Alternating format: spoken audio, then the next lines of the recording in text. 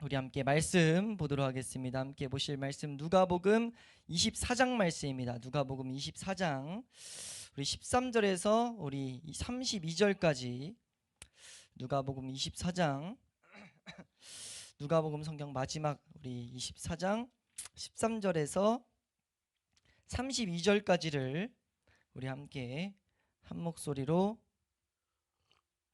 합독하도록 하겠습니다. 누가복음 24장 13절에서 32절 말씀입니다.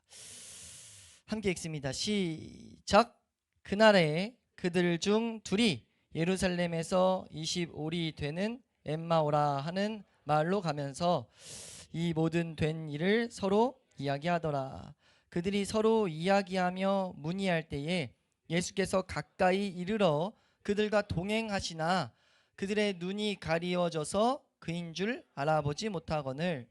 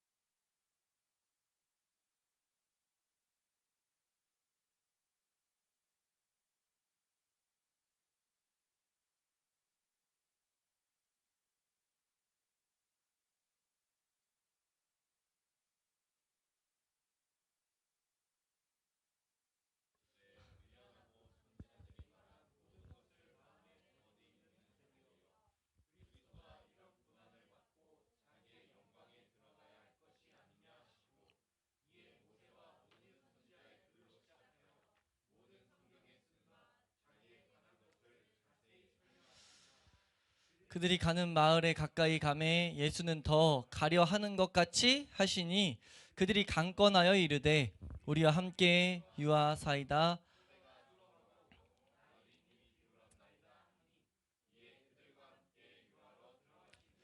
그들과 함께 음식 잡수실 때에 떡을 가지사 축사하시고 떼어 그들에게 주시니 그들의 눈이 밝아져 그인 줄 알아보더니 예수는 그들에게 보이지 아니하시는지라. 그들이 서로 말하되 길에서 우리에게 말씀하시고 우리에게 성경을 풀어주실 때에 우리 속에서 마음이 뜨겁지 아니하더냐 하고. 아멘. 따라하겠습니다. 그리스도와의 동행을 점검하라. 우리가 신앙생활 한다는 것에 가장 중요한 것, 우리 방금 찬양에서 고백했던 것처럼 우리가 하나님의 은혜, 하나님께서 주신 은혜 가운데 있는 것이 가장 중요한 줄로 믿습니다. 왜냐하면 신앙생활, 교회, 우리가 이 교회에서 우리가 예수를 믿는다는 것은 다른 말로 참 하나님을 알아간다는 것을 의미한단 말이에요. 한번 따라할까요? 예수님을 믿는다는 것은 하나님을 알아간다는 것을 의미한다. 그러니까 하나님과 교제한다는 것을 의미합니다. 하나님이 우리에게 예수 그리스도를 보내셨죠. 그래서 예수 그리스도가 우리에게 온전히 붙잡혔을 때 그 예수 그리스도는 우리로 하여금 하나님을 보게 만든다고요. 이게 성경에서 말하는 진리입니다. 우리 요한복음 1장 14절 말씀 보면요, 이렇게 우리에게 계시하고 있습니다. 우리 한번 잘 읽어보겠습니다. 함께 읽습니다. 시작. 말씀이 육신이 되어 우리 가운데 거하심에.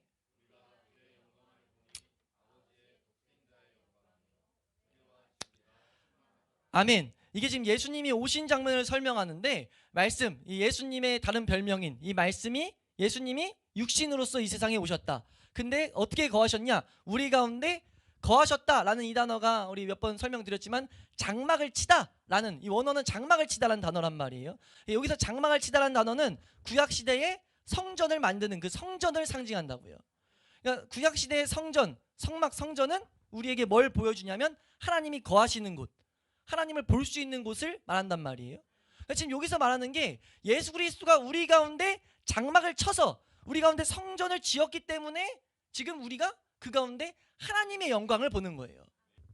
예수님이 우리 가운데 오신 이유는 우리 가운데서 하나님을 볼 수 있는 길을 만드시기 위함이라는 거예요. 그러니까 우리가 예수 믿는 것이 정확히 뭔지를 정확히 구분짓지 않으면 얼렁뚱땅 이상하게 믿으면서도 나 예수 믿는다고 착각할 수 있다는 거죠. 그걸 하나님께서 계속해서 성경을 통해서 우리에게 말씀하신단 말이에요. 그래서 우리는 그 시선을 놓쳐서는 안 된다는 거예요. 우리 원수적 마귀는 끊임없이 우리로 하여금 그 시선을 놓치게 하는 줄로 믿습니다. 한번 따라할까요? 신앙생활은 시선 싸움이다. 신앙생활을 여러 가지로 정의할 수 있지만 그 중에 한 가지는 시선 싸움입니다. 내가 교회 올 때마다 나의 시선을 점검해야 될 줄로 믿습니다. 나의 시선이 지금 하나님으로 인하여 기뻐하는 것을 내가 추구하고 있는가? 그것을 정말 갈망하고 있는가? 이것을 점검해야 돼요. 이것이 다른 말로 하면 예수 그리스도와 내가 동행하고 있는지를 점검하는 키입니다. 그러니까 우리가 예수님과 동행한다고 하면서 수많은 이상한 것들을 갖다 붙일 수 있어요. 그러니까 우리가 정확하게 믿는 게 뭔지를 알아야 된다는 거예요. 그 1번은 뭐다? 하나님과의 교제를 내가 바라보고 있는가? 한번 따라할까요? 하나님과의 교제를 바라보고 있는가? 하나님과 교제를 바라보고 갈망하고 있는가? 이것이 여러 가지가 있을 수 있지만 성경에서 분명히 밝히는 건요, 두 가지로 나옵니다. 하나님과 교제를 내가 갈망한다면 두 가지가 내 삶의 목적으로 나타나고 있어야 돼요. 이해되세요? 그러니까 내가 하나님과의 교제를 갈망하고 있다. 하나님과 교제를 갈망하는 것, 하나님과 교제하는 것은 다른 말로 예수 그리스도와 동행하는 건데, 왜냐하면 예수 그리스도가 우리 가운데 거하시면 장막을 치기 때문에, 장막을 치면 하나님과 교제한단 말이에요. 그럼 교제했을 때 나타나는 게 뭔지를 우린 정확하게 알아야 된다고요. 성경은 뭐라고 말하냐면, 한번 따라할까요? 우리가 하나님 알기를 갈망하는가? 그러니까 하나님의 그 존재를 내가 갈망하는가? 이것이 내가 하나님과 교제 가운데 서 있다는 증거입니다. 이해되세요? 내가 교회에서 이것저것 다 했다는데 하나님을 알아가고자 하는 소원이 안 일어나고 있어요. 그거 교제하고 있는 게 아니라는 거예요. 착각하면 안 된다는 거죠. 교회에서 수많은 봉사를 하고 위로를 받고 교회에서 힘을 받았고 교회에서 왔는데 찬양하면서 눈물 흘리고 찬양하면서 막 기쁨을 얻었어요. 그게 하늘의 기쁨이라고 착각하면 안 된다는 거예요. 하늘의 기쁨은 하나님을 알아가는 가운데, 그 알아가기 위해서는 반드시 성경이 필요하고, 하나님을 알아가려다 보니까 성경을 알고자 하는 사모함이 생기고, 그 가운데 하나님을 알게 되는 깨달음이 올 때 오는 기쁨, 그게 교제 가운데 오는 기쁨이라고요. 하나님은 그 길을 우리에게 보이시고 그 길로 걸으라 말씀하신단 말이에요. 그래서 우리가 하나님과 교제 가운데 있다, 하나님을 알아가고자 하는 그 소원 가운데 있다 라고 했을 때 반드시 따라오는 한 가지 모습이 있는데, 그게 뭐냐면 죄와 싸움입니다. 그러니까 내가 하나님을 알아가고자 하는 가운데 죄와 싸움이 일어나고 있는가? 이거는 성경에서 말하는 길이에요. 그러니까 죄와 싸움이 일어나고 있지 않다면 내가 뭘 하고 있든 하나님과의 지금 교제는 일어나고 있지 않다는 거죠. 다른 말로 뭡니까? 다른 말로 뭐냐면 내가 예수 그리스도와 동행하고 있지 않다는 거예요. 다른 말은 뭐냐면, 오늘 찬양에도 잠깐 고백했지만 그 은혜가 나를 평생 붙들고 가고 그 은혜가 우리를 일으키시는데 그 은혜와 상관없이 살고 있다는 겁니다. 그러니까 우리는 그 은혜 가운데 있는 것을 항상 점검해야 될 줄로 믿습니다. 한번 따라할까요? 하나님과 교제 가운데 있는 것이 예수님과 동행하는 것이다. 그러니까 우리가 저번 시간에 그 그리스도와의 동행을 점검하는 첫 번째로, 내가 그리스도와 동행하고 있다고 착각하고 있는데 사실은 동행하고 있지 않은 상태를 발견했을 때 우리가 뭐 해야 된다고 말씀드린 거냐면, 하나님과 교제를 갈망하라고 말씀드린 거예요. 그러니까 우리의 기도는 다급하게 뭐가 돼야 되냐면, 하나님, 내가 하나님과의 교제를 놓치고 살았는데, 예수 그리스도의 은혜를 놓치고 살았는데 내가 하나님 알아가는데 내 삶의 시선이 닿게 하여 주시옵소서. 그 은혜를 구해야 된다고요. 한번 따라할까요? 하나님을 알아가는데 내 시선이 닿게 하여 주시옵소서. 교회 올 때마다 교회에서 그 은혜가 첫 번째로, 그 현상이 처음으로 일어나야 그게 예배가 올바로 이루어지기 시작한 거예요. 왜냐하면 예배의 주인은 하나님이시고, 예배가 존재하는 이유는 하나님을 볼 수 없는 인간이 하나님을 볼 수 있도록 만든 게 예배인데, 그 예배의 시작 자체가 안 된다면 그건 예배라고 볼 수가 없는 거죠. 그냥 내가 종교생활을 한다는 거예요. 그냥 내가 세상에서 힘드니까 좀 위로받으려고, 세상에서 어떤 다른 이방 종교처럼 세상에서 어려운 일을 해결받고자 오는, 그건 하나님을 섬기는 게 아니라는 거죠. 참 하나님을 알 수 있는 길이 아니라는 겁니다. 우리가 교회 왔을 때 처음으로 우리가 우리 스스로를 계속 점검해야 될 첫 번째 모습은, 내가 지금 하나님과의 교제 가운데 있는가? 하나님과 알아가는 것이 내 삶의 시선에 몇 퍼센트로 닿아 있는가. 이게 사실 우리 마음에 안 될지언정 마음의 가장 큰 소원이어야 돼요. 그 무엇과도 바꿀 수 없는 소원이었어야 된다고요. 그것이 놓쳤다면 무엇이다? 난 예수님과 동행하고 있지 않은 것이다. 그것을 반드시 깨닫고 제일 우선순위로 두고 내가 하나님 알아가는 것만을 구하는 게 우리의 신앙생활의 여정 가운데 반드시 이런 모습이 있을 수 있길 축원합니다. 이런 모습이 있을 때 하나님 뭐 하시겠다는 거예요? 반드시 찾게 하시겠다는 거예요. 반드시 예수 그리스도를 만나게 하시겠다는 거죠. 그 만나게 되는 그 기도가 응답받은 그 증거, 그 현상이 뭐로 나타나는가? 말씀을 더욱더 내가 깨닫기 시작한다는 거예요. 하나님이 뭘 원하시는지 조금씩 알아가기 시작한다는 거예요. 이게 우리가 저번 시간에 이건 말씀을 좀 못 드렸는데, 그 장면에 이제 부모, 우리가 누가복음 2장 말씀을 통해서 봤었을 때 그 장면, 누가복음 2장 50절 말씀 한번 띄워주시면 이런 장면이, 이런 표현이 기록되어 있어요. 누가복음 2장 50절 함께 읽습니다. 시작. 아멘. 지금 이게 어떤 장면이냐면 예수님이 하시는 말씀을 통해서 하나님이 성경을 통해서 뭘 말하는지는 알았어요. 지금 우리가 지금 말하는 것처럼 하나님이 뭘 말하는지 좀 알겠다라고 하는 것, 이게 동행 가운데로 돌아오는 길인데, 그때 우리가 내 삶과 그러면 이 말씀이 뭔 상관이 있는데 는 깨닫지 못할 수도 있다는 거예요. 내 삶에 하나님이 그래서 뭘 어떻게 하길 바라시는데 는 깨닫지 못할 수 있다고요. 근데 그럴지언정 우리가 뭘 붙잡아야 되냐면 그 모습이었지언정 우리가 말씀 가운데로 돌아가는 것, 하나님 뜻을 알아가는 것이 내가 예수 그리스도와 동행 가운데로 나아가는 중요한 과정이라는 거예요. 마귀는 거기서부터 계속 시선을 다시 돌리게 한다는 거죠. 이 구분을 우리가 잘 세밀하게 잘 구분해야 될 줄로 믿습니다. 분별을 잘해야 된다는 거예요. 마귀는 끊임없이 우리로 하여금 말씀을 왜곡시키고, 하나님의 말씀은 끊임없이 우리로 하여금 올바로 보게 하고, 시선 싸움이라고요. 시선 싸움. 내가 올바로 볼 수 있는가, 왜곡되어서 보는가. 우리가 그것을 더욱더 사모함으로 알아갈 수 있길 소망합니다. 이 큰 틀을 우리가 말씀을 드렸지만 이걸 이제 사모함을 갖고 나 정말 동행하기 바라는데, 동행하면 가운데로 나아가야 되는데, 그 사모함을 가지고 말씀을 더욱더 우리가 찾아가시라고요. 그런 은혜가 우리 가운데 있을 때 그때 하나님이 그런 모습을 보고 뭐라고 정의 내리시는가, 그게 오늘 본문 말씀입니다. 우리 본문 우리 15절 16절 말씀입니다. 예수님과 동행을 우리가 너무나 사모하고 그것이 우리 가운데 있어야 되는데 이런 상태일 수 있다는 거예요. 예수님과 동행하는 우리의 삶의 모습이 15절 24장 15절 16절 말씀 함께 읽습니다. 시작.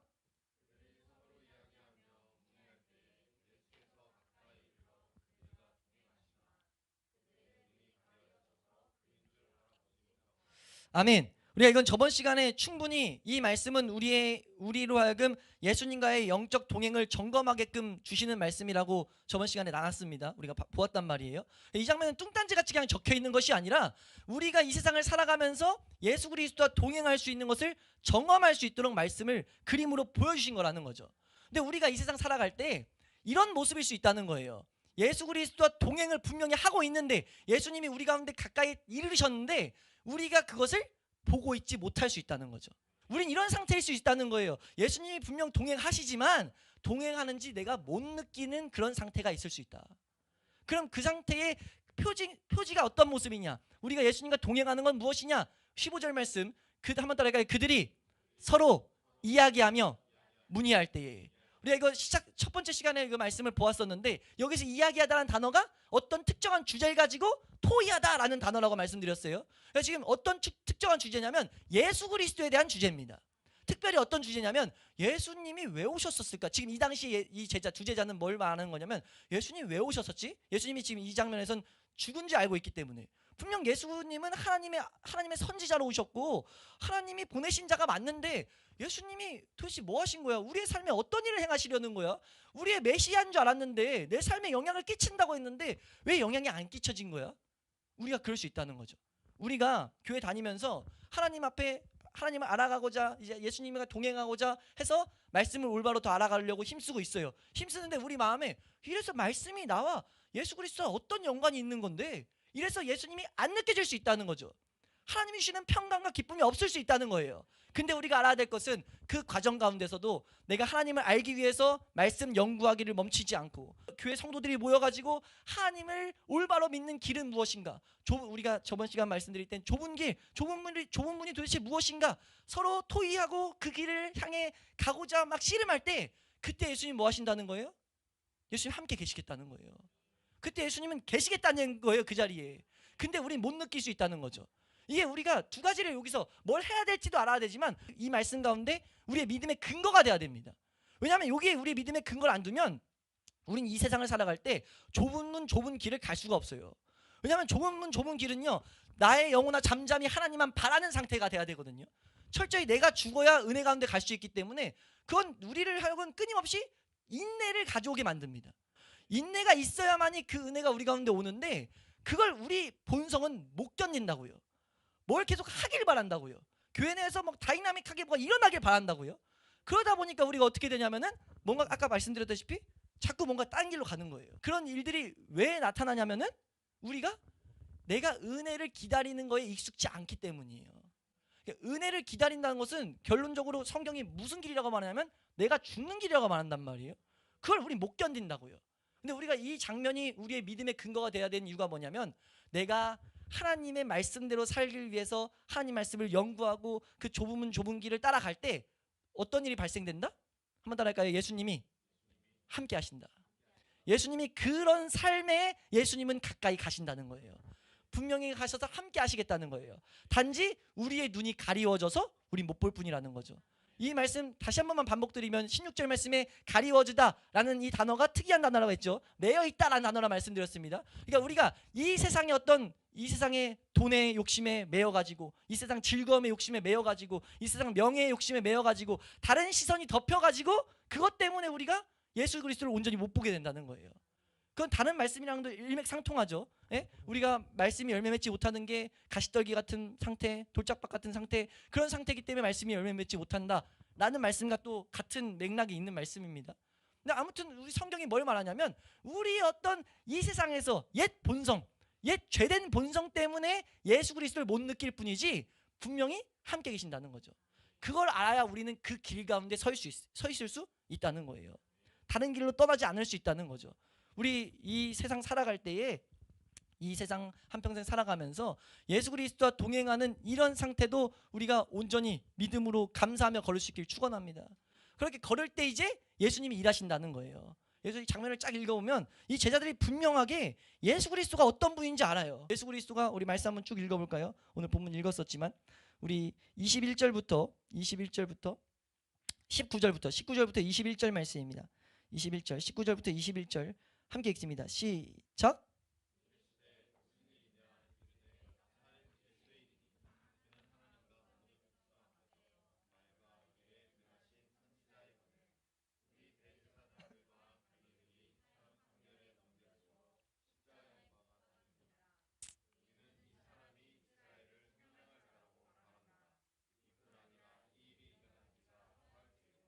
아멘. 우리가 분명히 알아야 될 것이 예수 그리스도에 대해서 분명히 안다고 해서 우리가 예수님과의 동행을 경험할 수, 누릴 수 있다는 게 아니라는 거예요.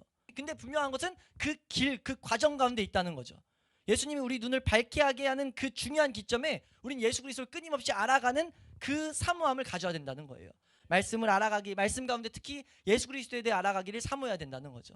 그때 우리가 예수 그리스도에 대해서 못 느낄 수 있어도 이상하게 을 필요가 없다는 거예요. 말씀이 우리 가운데 이루어지시기, 하나님의 은혜가 우리 가운데 닿기를 우린 단지 기다리고 있어야 된다는 거죠. 기다리고 있을 때 어떤 일이 발생하느냐, 어떤 일이 우리 가운데 오느냐라고 했을 때 그 일에 대해서 다시 한번 보시면 25절 26절 말씀입니다. 이런 은혜가 올 때까지 우리는 이 말씀 가운데 서 있어야 돼요. 25절 26절 말씀 함께 읽습니다. 시작.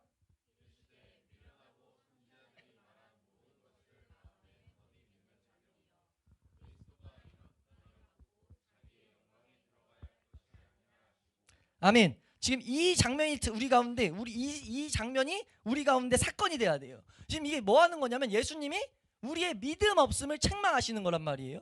이 두 제자의 믿음 없음을 책망하는데 이게 왜 믿음 없음이냐? 어떤 종류의 믿음 없음이냐? 삶과 말씀이 연관이 안 되는 거예요. 근데 그게 예수 그리스도의 책망으로 들려야 된다고요. 우리가 예수님과 동행하고 있는 상태가 말씀 가지고 그 말씀이 우리 삶의 실제가 되기를, 그 말씀대로 사는 것이 어떤 것인지 끊임없이 우리가 고민하고 그 길 가운데 서 있는 것이라고 했는데, 서 있다 보면은 그 말씀대로 살고자 하는데 안 된단 말이에요. 안 되고 그 말씀대로 살지 못하는 그 고민과 치열한 그 고민 가운데 예수 그리스도가 왜 그 말씀을 우리 삶 가운데 그대로 살지 못하는지를 보게 하신다고요. 결론은 그게 나의 믿음 없음 때문이란 말이에요. 나의 믿음 없음의 어떤 모습을 콕 찌르신다고요. 그 장면이 올 때까지 우리는 말씀 가운데 있어야 돼요. 그 은혜가 올 때까지, 예수 그리스도가 나의 삶에 책망이란 것을 하실 때까지. 한번 따라할까요? 예수 그리스도가 나의 삶에 책망하신다.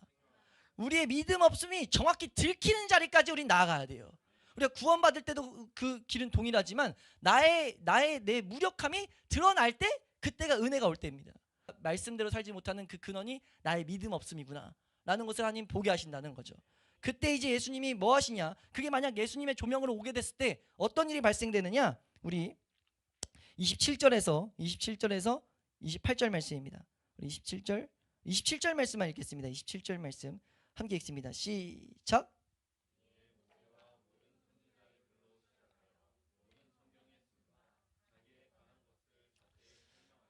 아멘. 한번 따라할까요? 내 믿음 없음이 드러날 때 하나님은 예수 그리스도에 대해서 자세히 보이신다.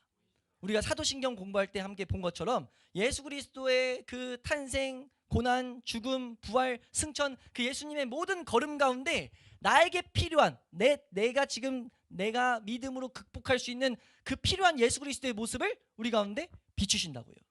예수 그리스도의 모습이 우리 가운데 비춰질 때, 그 예수 그리스도가 나의 삶 가운데 힘이 될 때, 그때 우리는 이제 예수 그리스도의 그 은혜 가운데 나아가고 있다는 것을 우리가 알아야 된다는 거예요.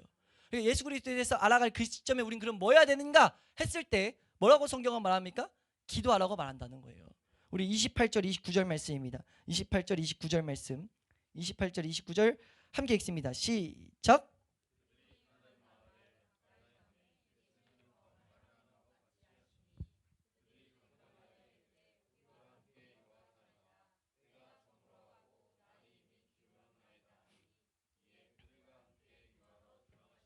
아멘. 이게 정말 정말 재밌고 복된 장면이라고 말씀드렸어요. 28절에 지금 예수는 더 가려 하는 것, 이 단어가 성경에 이게 한 번 쓰인다고 말씀드렸습니다. 더 가려 하는 것 같다. 이것이 마치 뭐뭐인 것처럼 행동하다. 마음은 그 뜻이 아닌데 마치 그렇게 하려는 것처럼 행동했다는 거죠. 예수님은 같이 가려는 마음이 이미 있었는데 그냥 가려는 것처럼 행동했다는 거예요. 뭘 하게 하기 위해서요? 29절에 그들이 강권에서 예수 그리스도가 거하시기를 구하게 만들게 하기 위해서. 마치 요한복음 5장 말씀에 38년 된 병자에게 가가지고 예수님 뭐라고 하시냐면, 뭐라고 하신지 우리 성경 읽으면 기억나세요? 예수님 뭐라고 하시죠? 너 정말 낫고자 하냐? 라고 묻는단 말이에요. 근데 그 장면을 읽으면 그거는 사실 우리가 장면을 잘 보다 보면 이건 어떻게 보면 비웃거나 농락하는 것 같은 거예요. 왜냐하면 그 38년 된 병자는 베데스다 연못이 치유받을 수 있는 곳이기 때문에 치유받고자 38년 동안 거기서 기다렸거든요. 아니 38년 동안 치유받고자 하는 그 마음 하나 때문에 그 장소에 있던 사람에게 가가지고 너 정말 낫고 싶어? 라고 묻는다는 것은 이거 진짜 납득하기 어려운 말이란 말이에요. 근데 그게 우리에게 뭘 요구하는 거냐면 우리의 입으로 나 정말 낫고 싶습니다, 나 정말 예수님이 필요합니다 라는 고백을 하게 하신다는 거죠. 우리의 기도를 예수님께서 하게 하신다는 거예요. 성경의 중요한 원리 중에 하나죠. 우리 가운데 예수 그리스도가 나타났을 때 그 예수님을 부르짖어 찾으라고 말씀하는 것. 지금 오늘 장면에서도 지금 예수님이 그 교훈을 우리에게, 그 메시지를 우리에게 주고 있다는 거예요. 우리가 삶 가운데 말씀이 우리에게 주어지면서 말씀대로 살지 못하는 내 믿음 없음이 책망됐을 때, 예수 그리스도의 모습을 보일 때 우린 그때 뭐 해야 되냐면, 우리가 간구하며 온 힘을 다해서 뭐 해야 되냐면 예수님을 찾아야 됩니다. 그땐 기도해야 될 때예요. 우리가 말씀과 기도는 한 세트란 것을 우리가 항상 놓치지 않아야 될 줄로 믿습니다. 그냥 말씀 왔으니까 예수님 필요하니까 알고 끝이 아니라 그때 우리가 구하게 만든다는 겁니다. 우리가 그걸 경험할 수 있길 소망합니다. 부르짖을 때 예수님 뭐 하시겠다는 거예요? 그와 들어가서 그 가운데 거하시겠다는 거예요.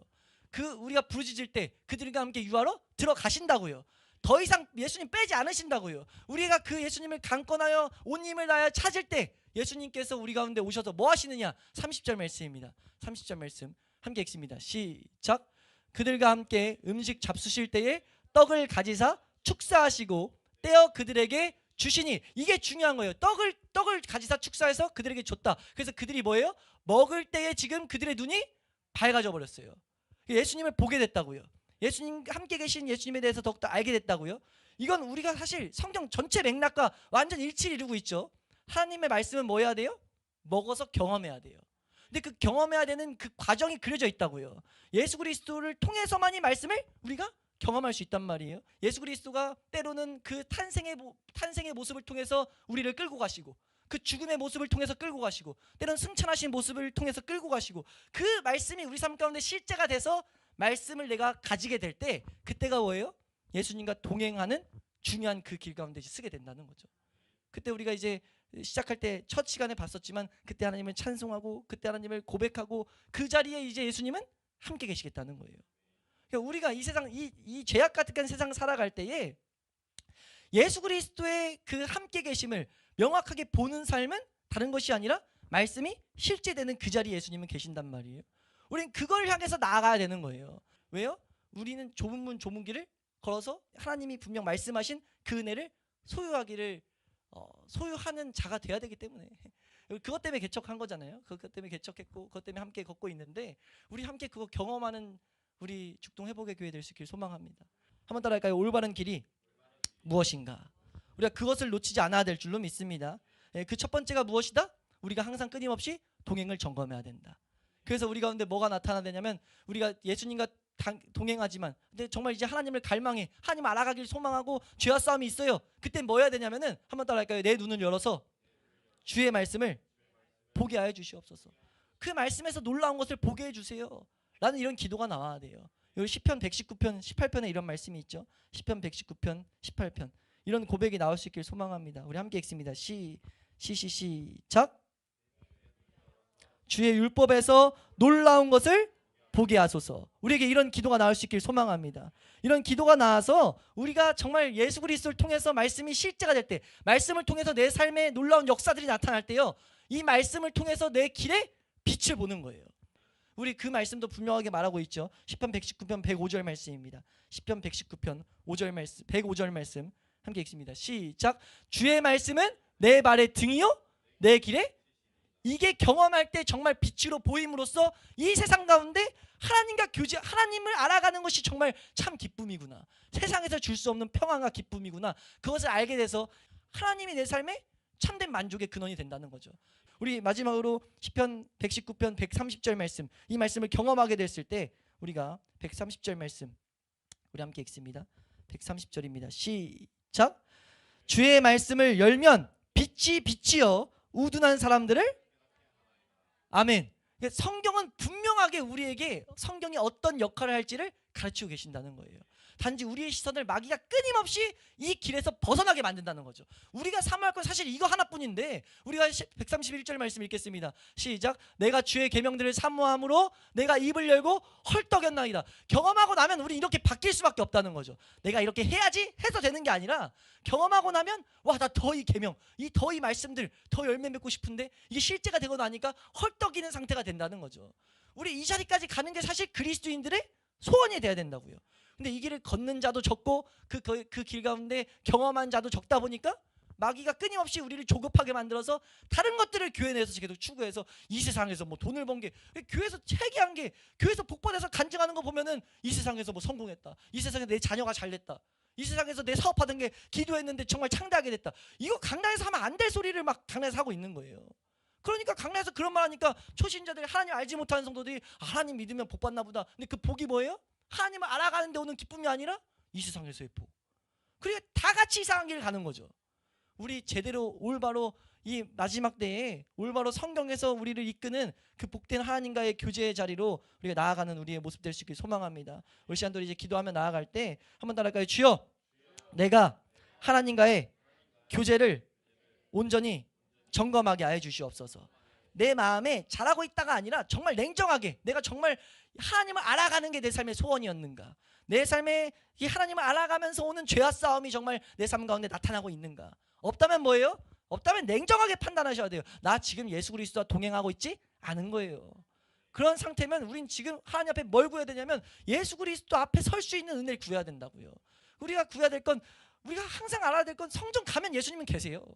성전에 가면 예수님 계신다고요. 단 거 구해선 예수님 앞에 갈 수가 없다는 거예요. 내가 하나님을 알아가는데 기쁨을 갖게 하시고 알아가는 소원을 품게 하여 주시옵소서.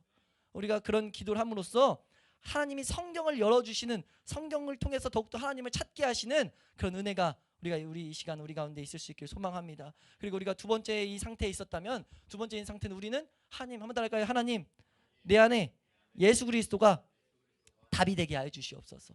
예수님의 책망이 들리면서 예수 그리스도가 답이 될 때 우리는 그 말씀을 경험하는 자리까지 가게 될 줄로 믿습니다. 우리가 그런 교회 될 수 있길 소망합니다.